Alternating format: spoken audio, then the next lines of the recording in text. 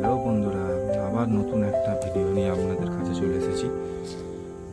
আজকে আমি ইনস্টল করব ব্রাম্বোর এই brake and clutch, hydraulic clutch. Customer actually hydraulic ক্লাচটা লাগাবে না, শুধু হাইড্রোলিক ক্লাচের লিভারটাই লাগাবে, কিন্তু ওয়্যারওয়ালা যে ক্লাচ সেটাই থাকবে।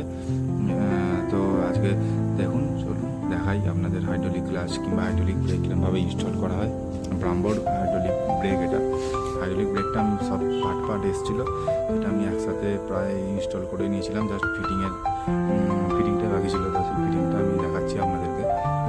ফিটিং করছি। ক্যামেরাম্যানটা আমার কাস্টমারই ছিল, তাকে রিকোয়েস্ট করতে সে ভিডিও করে দিয়েছিল। যদি কিছু ভিডিওটা প্রবলেম হয়ে থাকে তো আপনারা একটু ক্ষমা করে দেবেন। দেখুন, হাইড্রোলিক ক্লাচ, হাইড্রোলিক ব্রেক দুটোরই কাজ চলছিল একসাথে।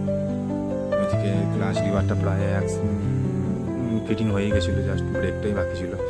ব্রেকটা একটু টাফ ছিল, ডুয়াল চ্যানেল এবিএস তো গাড়িটা, তো গাড়িটা 4S BS6 dual channel ABS গাড়িটা, সেই জন্য একটু টাফ ব্যাপার ছিল। যাই হোক, ফিটিং করে দিয়েছিলাম। তো আপনারা একটু খেয়াল রাখবেন, আমি প্রত্যেকবারের মতনই এইবারেও একটা ভিডিওতে টিপস দিয়ে যাই আপনাদেরকে। এই যে ব্রেক অয়েলটা আপনাদের গাড়িতে যে কোনো রং পার্টের উপরে পড়লে কিন্তু রং পার্ট ড্যামেজ করে দেবে। আপনারা একটু খেয়াল রাখবেন যেন এই ব্রেক অয়েল যদি আপনাদের গাড়ির কোনো রং পার্টের উপরে পড়ে, তাহলে আপনারা সঙ্গে সঙ্গে ধুয়ে দেবেন, যেটা আমি এখন ধুচ্ছি। দেখুন, জল মেরে ধুয়ে দেওয়া হচ্ছে।